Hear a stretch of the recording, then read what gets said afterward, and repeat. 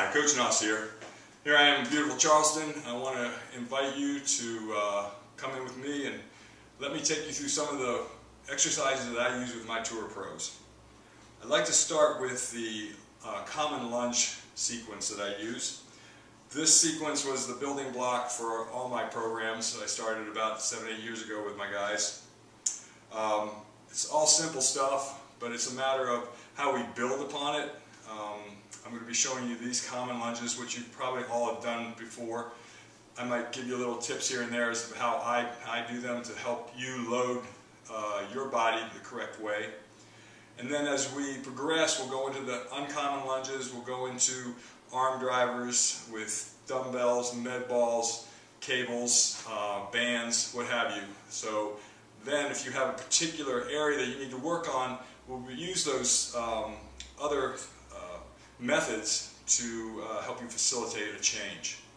So the basic lunge pattern is in your sagittal plane to begin with, is your front lunge to your back lunge.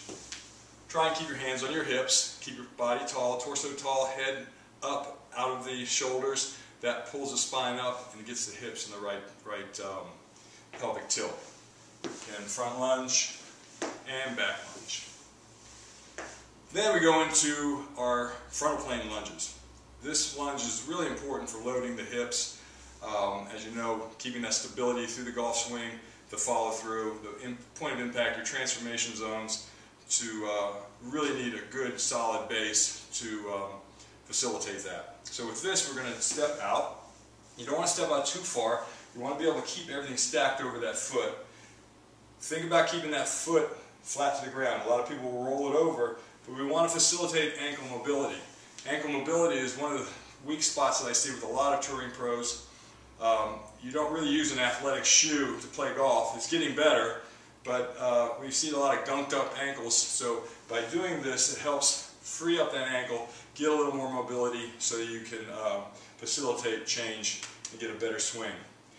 Also, you're going to load that adductor, get your hip into it. You want to get like what I call a little hockey hip check here, so you really load that glute, then come back to the center. And we go to the other side, and then back to center. The final one is the transverse lunge. This opens the hips up, and you want to step out so that your feet are about, if you took a line down the back, they'd meet about 2 feet behind your feet. So this foot is flat, adductor again is stretched. You're loading that hip and then that hip check. Really make sure you're loading the glutes and loading that lunging leg before you do any of the arm drivers that I'm going to show you later. Come back to center and then back out to the other side. Again, trying to keep yourself tall so you're trying to load the hamstrings as well as the quads. If you get yourself too much forward, more goes to the hamstring. And that's going to be where you want to go because your hamstrings are a little bit stronger in this position. And back to center. So we start with our common lunges, front to back, side, transverse,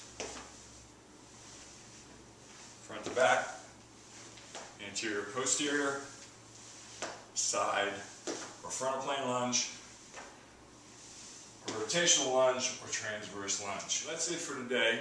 Those are the common lunges. I look forward to showing you more of the stuff that I do with my tour pros in the coming months. Thanks for sharing your time. I look forward to working with you.